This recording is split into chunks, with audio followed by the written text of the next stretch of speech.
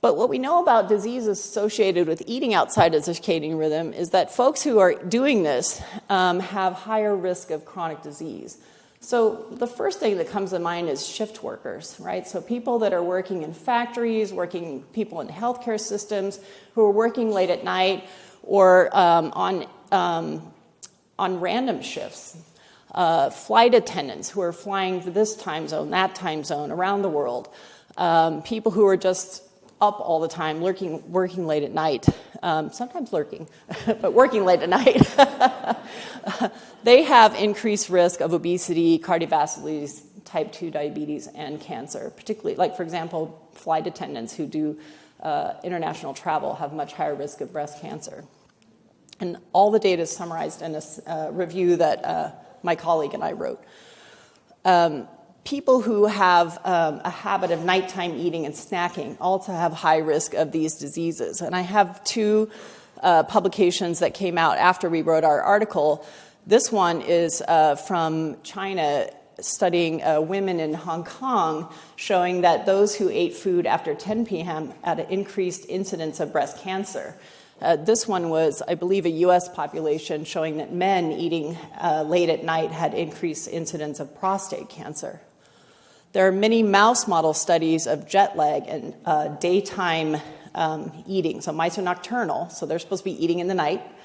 If you take a mouse's circadian rhythm of eating and flip it upside down, they have increased obesity, cardiovascular disease, diabetes, and cancer if you do that. There are two very interesting studies that took place in Spain. There were weight loss studies, not to look at food timing, but just to look at how these interventions would facilitate weight loss. One was a bariatric surgery study, and one was just looking at a calorie restriction. And then after that, they did what's called a post-hoc study. They went back to the data, and they had the food records of when these folks were eating. And they found that the people who ate their largest meal in the evening lost less weight than the people who ate their largest meal in the later part of the afternoon. So even in these studies where that wasn't even the primary outcome, you can see the effect of eating in the nighttime has a worse outcome than eating in the day, at least your predominant amount of calories in the night, predominant calories in the day. So this study is a very interesting one. I'm going to walk you through what this crazy diagram is. It's very pretty, but I'm going to tell you what it means by my colleague Sajjan Panda and his postdoc Gil at the Salk Institute. So this was a study that they did in 156 individuals, healthy individuals, where they were taking pictures with their cell phone every time they ate food. And it was over a period of 3 weeks. And they found each black dot here, each circle is an individual, and each black dot is a time when they ate anything over 5 calories. And the white part of the outside shows the daytime, 6 a.m. to 6 p.m., and the darker shaded side is the nighttime. So you can see people are eating a lot at night and really late at night, right? This is midnight. Look at all this late time eating. And over 50% of these folks were eating over the period of greater than 14 hours throughout the day. So that's a lot of nighttime eating. Or it's a very large window of eating, I should say. So what about when you think about, most people eat 3 meals a day, right? I try to eat 3 meals. I eat 3 meals. I'd say I eat 3 meals a day. Does anybody here eat 3 meals a day? I know, so you guys are a special pool. You guys are special.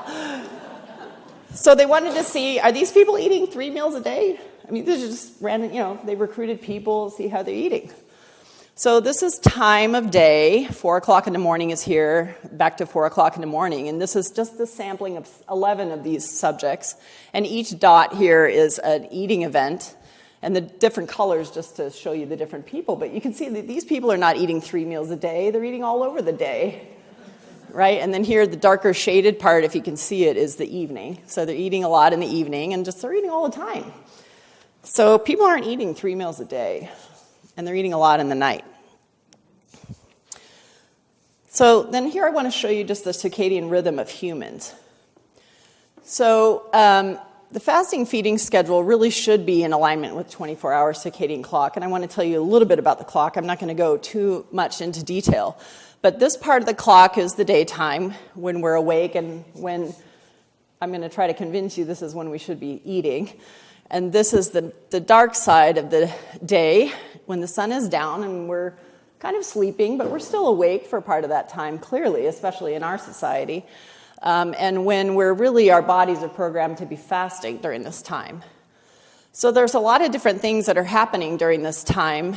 Dr. Westman mentioned that we have a dip in blood pressure, and we have also a dip in body temperature and heart rate very early in the morning. Does anybody have a Fitbit that measures their heart rate? Check your heart rate data, and I bet you at 4:30 you have a dip. That's a good thing. That's a circadian rhythm right there, right there. You can see it. That's normal. Then we're not going to talk about your highest probability of death at 6 o'clock in the morning. You got your highest testosterone secretion in the morning. I bet you men know about that. Even the women know about that. That's circadian. Yes, it is. You got your best coordination at about 2 o'clock in the afternoon, highest blood pressure at about 5 o'clock in the afternoon. These are circadian. These are normal 24-hour regulated cycles in our bodies. We don't have control over these things. What happens in the night that's relevant to food intake is we have these peaks and we have surges and valleys of growth hormone secretion throughout the day. And our highest secretion peak of growth hormone is in the nighttime, right about 9 o'clock or so, 9 to 10 o'clock at night. And right after that is when melatonin typically is starting to be secreted, unless you're exposing yourself to a lot of bright light, but we're not going to go into details about that. These two hormones, melatonin and growth hormone, they are interacting negatively against the function of insulin. So if you're consuming food in the night, those hormones are blocking the efficacy of insulin. Insulin is not going to work as well in the nighttime, partly because these two hormones are acting against it. In addition, insulin secretion has its own circadian rhythm and is not very effective during the evening time. Also, our body cells that are supposed to be responding to insulin and storing nutrients are also not responsive to insulin during the nighttime for other reasons in addition to these two hormones. So because of the circadian rhythm, in general, it's just not a good time to eat food in the night. So normally, not normally, but the largest controller of a circadian rhythm is the sun, or your exposure to light. And that happens through the brain. We have a major clock control in this, what's called a suprachiasmatic nucleus, big word, in the brain. And the brain is talking to these other tissues. This is supposed to be fat tissue here, kidneys, heart, liver, pancreas. But each of these tissues has their own circadian clock. And they are very sensitive to food. So when you eat at night, they are also getting signals from the food, and it puts them out of synchrony with the brain. So we want to have our food signals in alignment with the sun signals, with light signals. If not, then we're putting ourselves at risk for these cardiovascular and diabetes-related risks. And there are many large population studies showing that eating at night is associated with obesity, higher blood pressure, metabolic syndrome, and this was a negative study, but supporting these negative effects of nighttime eating. So again, food and the sun are entreating our circadian rhythms, and when we are eating food outside of the circadian rhythm, that disrupts the alignment of the rhythms of these clocks. And this is associated with a variety of diseases, as I mentioned, in addition to cancer. There are molecular processes I'm not going to go into right now that are tied to this 24-hour signaling, but we can talk about that over lunch. So The detrimental effects are that the hormones, as I mentioned, that are active at night, melatonin growth hormone, are interfering with insulin action. The efficacy of insulin is decreasing throughout the day. So the best time to eat food is in the morning, and then it gets decreasingly less effective throughout the day. So our post-meal blood glucose, lipids, and insulin exposure are significantly greater after eating food in the nighttime compared to eating food during the day. So we're exposed to higher blood lipids promoting atherosclerosis, higher insulin and glucose, which can promote tumor growth. And acutely over time, this results in high metabolic risk, elevated hemoglobin A1C, and for those who already don't have type 2 diabetes, increased risk for diabetes or increased risk of complications if you already have type 2 diabetes. So in 2017, the American Heart Association came out with a statement acknowledging all this accumulating evidence about the importance of meal timing. So you can read that here. It's in 2017 Circulation. So this is a pretty strong statement when the American Heart Association makes a statement.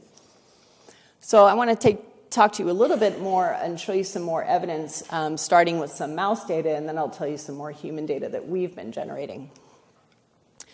So the strongest evidence supporting time-restricted feeding comes from mice. Well, we can do a lot of fun stuff with mice. So initially, the work is done in male mice, but we have been doing work in female mice because we do a breast cancer model. And so what we do is you have mice in a cage. You just put the food in the hopper. It's just there 24 hours a day. So mice eat high-fat diet, and when you put it in the cage, they eat it all the time, even though they are nocturnal. If the high-fat diet's in the cage, they eat it 24 hours a day. Sound familiar? Like, oh, I think I'll just have a snack. It's right there. So the mice do that too. And then when we do the time-restricted feeding, what we do is we just make it available to them for 8 hours during their waking time. And we do this intervention for about 8 or 12 weeks. So that's as long as we do these experiments to see what happens when we restrict their food intake. And when we do it as a prevention of obesity or an intervention on an obesity, this time-restricted feeding prevents the obesity and the associated metabolic disturbances. It's pretty amazing. So here we have a mouse who's eating 24 hours, their food 24 hours a day versus the mouse who's only eating it 8 hours a day. And the amazing thing is that these mice are eating the same number of kilocalories a day, and it's a high-fat diet. 60% of calories coming from fat. It is not a healthy diet, and it does not have a lot of fiber. But they have improved glucose regulation, fasting insulin, and reduced fatty liver. It is pretty amazing. And the good news is that it's effective even when the mice, or in the rat model, have the weekend off. So you can fall off the wagon, and it still works. And for me, because I'm doing work in clinical trials, I like the idea that my participants in my study, and when I go out in the clinical world and I want to do this in the real world with patients from clinics, that they don't have to do it every day. They can have Friday night off, and they can eat Friday night, and it's okay. There was something I was going to say about this, and I can't remember what it is. I'll think of it in a minute. So what about the human trials? So human trials are expensive. Oh, and just like Dr. Westman alluded to, physicians have a really hard time, and scientists have a hard time too, breaking the dogma. And nobody wants to believe that if you just stop eating in the night, that it will change everything. And so I have been trying for 7 years to get NIH to fund a large clinical trial. And I think all these people that are doing these tiny trials have been having the same trouble. And basically, the study section, half of them say, this is amazing, we got to do this. And the other half say, I don't know. I don't think it's going to work. Well, it's going to work. It's going to work. So now NIH it's not NIH, by the way, so I'm not trying to vilify NIH. The study sections are from other academic researchers, right? So there is one NIH-funded study now of about 150 people, and there's a the Department of Defense has funded a study of, I think, 250 people. So we're going to get there in a large study. And I'm just going to go out into clinics now. I'm going out. So anyway, so what we have now is about 7 clinical studies with most of them less than 30 participants each. But the data is very promising so far. Most of these have the time-restricted feeding period during the wake phase, so during the day. A variety of metabolic benefits, including lowering fasting insulin, lowering glucose, body weight loss. I'm showing 2 studies here. One shows the participants stopping their eating at 7 p.m. This is a fasting period, so they're fasting from 7 p.m. to 6 a.m. This is 29 normal weight men. They only did it for 2 weeks, and they lost a significant amount of weight. It was a small amount, but it was significant, and they only did it for 2 weeks. And this is a pretty robust crossover design trial. Then another study in 8 men with prediabetes. They had a longer period of fasting, so they were only allowed to eat for 6 hours. So it's pretty narrow. But I don't think you need to do it that short. For 5 weeks, they had lowered fasting insulin and glucose, lowered blood pressure, and they were not hungry at night. They actually had less hunger than when they were doing the fasting for only 12 hours. So this is not a regimen where people feel like they're starving at night.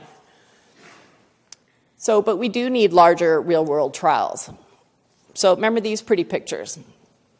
There are participants, 8 people, who had the longest period of eating, over 14 hours, and they said, okay, now we only want you to eat for 10 hours a day, 10 to 12 hours. And we want you to do that for 16 weeks, and then we're going to follow you for a year. Here's their body weight at the start, and then they lost 5 kilos in 16 weeks, so that's about 12 pounds. Just by changing that, they did not change what they were eating. They just reduced the time. So we have looked at this as well. So in NHANES, this is a large population data set of, we were, again, interested in breast cancer, so we were just looking at the ladies. So in over 2,500 women, we found that this nighttime fasting was associated with improved hemoglobin A1C. So longer fasting was associated with reduced odds of having an elevated hemoglobin A1C. And also in the same population, we found that nighttime eating after 5, so eating actually between 5 and midnight, was associated with increased inflammation. And a longer duration of fasting was associated with significantly lower inflammation in those who were eating a lower amount of calories after 5. In a new study, and I'm just going to show you all. So in a new study that we just completed, we haven't published this yet, but we did present it at the American Heart Association meeting, was in a population of over 12,000 Hispanic Latino adults, and showed that nighttime eating was associated with greater insulin resistance. And in a subset of women, we showed that eating more than 30% of your calories after 6 p.m. was associated with hypertension and prediabetes. And our last cohort study was in a cohort of breast cancer survivors, more than 2,300 breast cancer survivors, showing that the women who fasted for less than 13 hours every night across a 7-year period of time had 36% increased odds of getting the cancer a second time during those 7 years. They also had, those that were fasting for the longer period had lower A1C and also longer sleep. And this was the first human study to demonstrate a clinical outcome associated with this eating behavior. It still is the only clinical outcome paper. So we did a pilot to see how feasible is it ourselves. We wanted to see ourselves how feasible it is to get people to make this change. So we did a small pilot study in 20 obese postmenopausal women, half of whom were Latinas, so we had all of our documents translated into Spanish. We had a baseline of fasting of only 10 hours, 10.6 hours, and then we asked them to fast for at least 12 hours, and on average, they did it 13.1 hours. They were successful doing this 95% of the nights that we asked them to do it. And we had them text us every night when they were fasting. So we tracked them that way. And it was really amazing how much they liked it and how much they would recommend it to a friend. So we're really excited about how feasible this is for any population, even of a low SES Spanish-speaking population. We're really excited to roll this out in clinics. So lastly, how does it work? We definitely, remember we were talking about microbiota? We definitely think that microbes like to be left alone for a while. Just let me do my fermenting thing, or whatever it is they're doing. I think they like to, not have food flowing through the pipeline all the time. We don't know what it is, short-chain fatty acids or what. They definitely have their own circadian rhythm too. When you're not eating at night, having this nightly fasting is reducing the time for food consumption. It might change the amount that people are eating, although other trials are controlling for that, and it still works. Our mice were eating the same amount of food. It still was working. Our mice do move more when they're doing the time-restricted feeding, so it's possible people might become more physically active. In our breast cancer study, they slept longer, and we know that better sleep quality is associated with metabolic benefits. So we will be examining those in our studies. And lastly, the circadian alignment effects, just having the food intake align with the other circadian rhythm clocks in the body might have its own benefits. So in conclusion, accumulating evidence is showing that nightly fasting duration and nighttime eating, short nightly fasting, are associated with cardiometabolic disease risk and cancer. And daily practice of fasting during that inactive or sleep phase of the circadian clock is associated with metabolic benefit and reduced risk for breast cancer outcomes. And so I would suggest that you try to eliminate food intake at night, or at least reduce your meal size at night after sundown. So for us, we're finding effects of when you have food intake of less than 30% of your calories between 6 and 8 p.m. and nothing after 8 p.m. And evidence-based messaging about health-promoting food intake timing could have a significant public health benefit. And lastly, this is my team and my funding. And thank you very much for your attention.